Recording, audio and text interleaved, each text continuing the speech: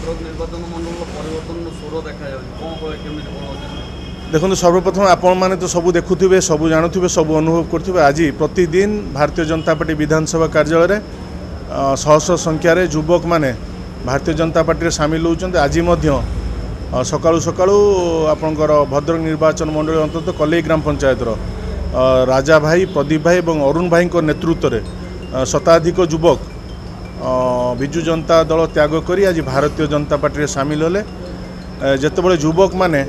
नेतृत्व निहंती सेतेबाला परिवर्तन देखा जाइए यह इतिहास जदि पृष्ठा को उल्टेबे आपण माने जानि परिबे युवक माने समाजर कर्णधार आज आप देखुए युवक मानकर जेपरी भाव भारतीय जनता पार्टी एवं आमर यशस्वी प्रधानमंत्री नरेंद्र मोदी नीति आदर्श युवक मैंने जेपरी भाव अनुप्राणित होई आज भारतीय जनता पार्टी सामिल होती निश्चिंत यह सूचाऊँ आगक एक बड़ परिवर्तन होती आपण माध्यम कही रखुची ये युवक मैंने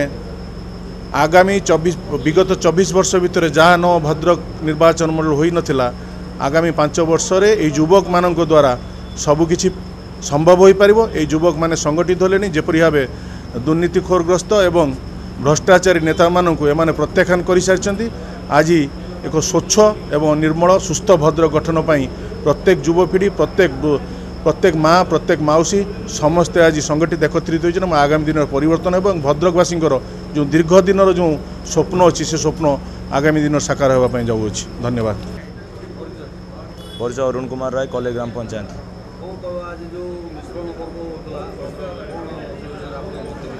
देखु आम पूर्वर भी भारतीय जनता पार्टी सहित जोड़ी थिलु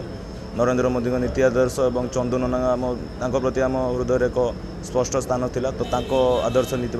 पूर्वर थे एवं भी रहीचु आगामी निर्वाचन में चंदू नाना केमी विजय करेंगे चंदू नाना केमी आगू जी कलेई ग्राम पंचायत स्थिति सुदृढ़ करने अनेक युव बंधु मान सहित आम आज